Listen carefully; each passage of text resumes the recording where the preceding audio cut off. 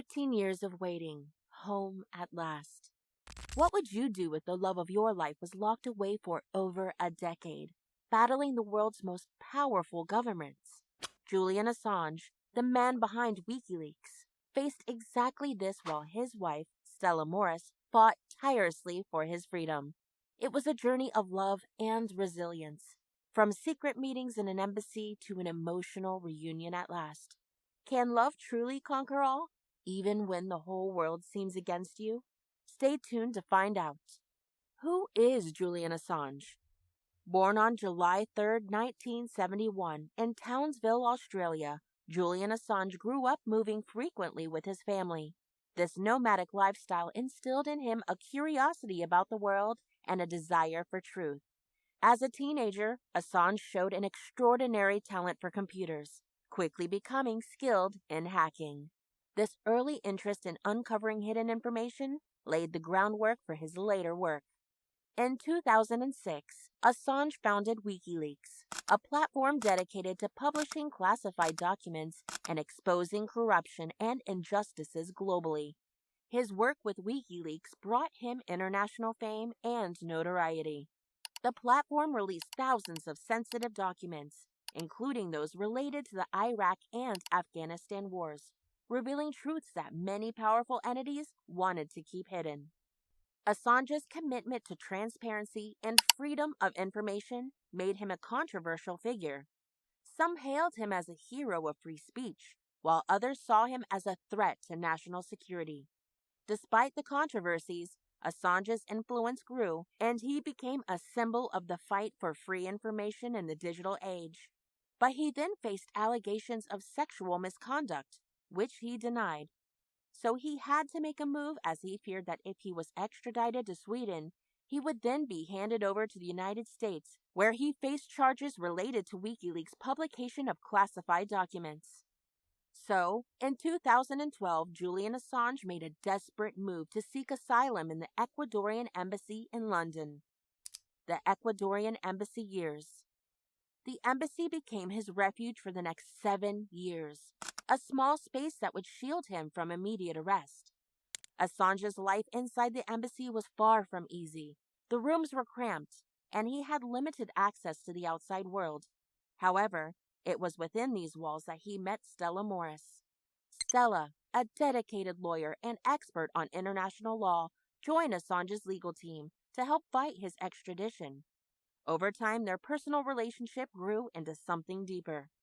Life in the embassy was a mix of tension and routine.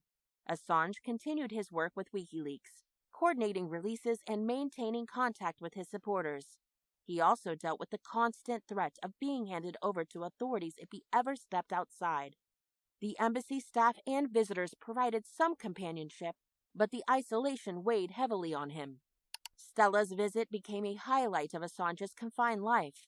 They spent hours discussing legal strategies, sharing meals, and slowly building a bond.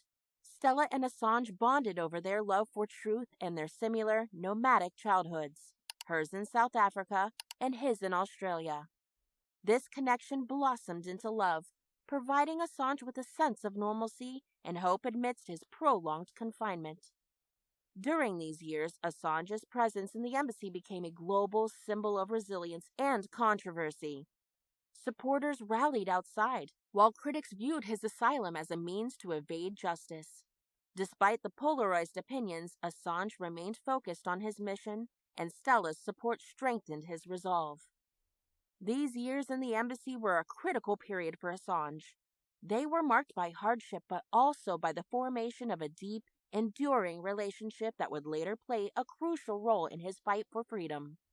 While Assange was confined to the embassy, life was a constant struggle against the odds. Yet, amidst the legal battles and isolation, a bond formed between Julian and Stella. Their relationship provided Assange with a lifeline, offering emotional support and companionship. As their relationship deepened, Julian and Stella welcomed 2 sons into the world, Gabriel and Max. Their family came to be under extraordinary circumstances, with their father unable to leave the confines of the embassy. Despite the challenges, Stella and Julian worked hard to create a sense of normalcy for their family.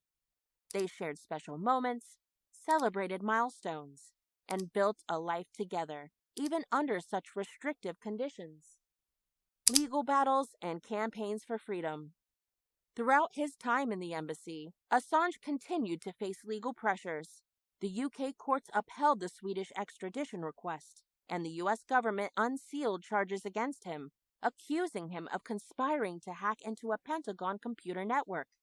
The risk of extradition loomed large, and Assange's health and living conditions deteriorated over the years. Stella Morris now became a central figure in the campaign for his freedom. She organized public rallies, gave interviews, and worked tirelessly behind the scenes to garner support for Assange. Her advocacy drew attention to the human rights issues at stake and the broader implications for press freedom. In 2019, Ecuador withdrew Assange's asylum, and he was arrested by British police. This arrest led to a renewed focus on his legal battles, now with the added pressure of a potential extradition to the US. Despite being confined in Belmarsh prison, Assange's fight continued, with Stella and a team of dedicated lawyers working to secure his release. Public opinion on Assange's case was deeply divided. Supporters viewed him as a champion of free speech and a victim of political persecution, while critics saw him as a reckless provocateur. The campaigns for his freedom highlighted these tensions, mobilizing activists, journalists, and human rights organizations worldwide.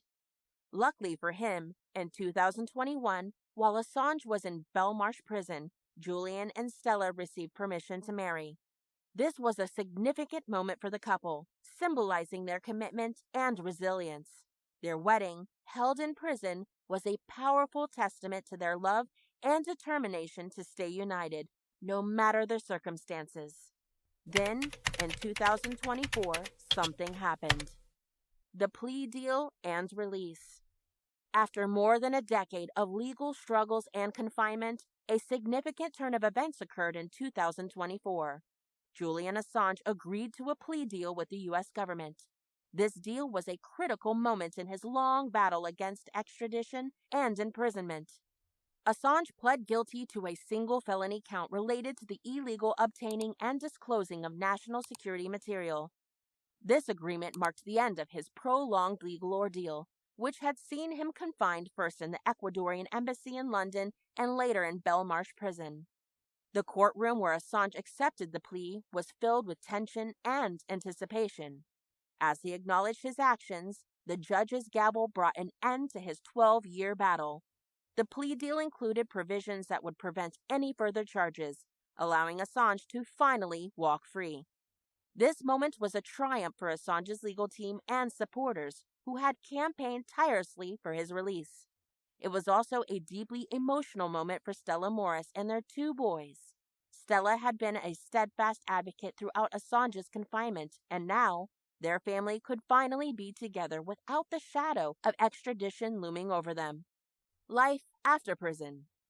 After years of confinement and legal battles, Julian Assange finally returned home to Australia, a free man. His release marked the end of a long and tumultuous journey, allowing him to begin a new chapter of his life. As Assange stepped off the plane, he was greeted in an emotional reunion by Stella, Gabriel, and Max. Consumed by hugs and tears of joy, it was the first time in over a decade the family could be together without the constant fear of extradition or imprisonment. Back in Australia, Assange began to rebuild his life. The initial days were spent reconnecting with family and friends, enjoying the simple pleasures of freedom that had been denied for so long. His focus was on healing and adjusting to life outside the confines of prison and the embassy. Stella Morris continued to play a crucial role in Assange's life.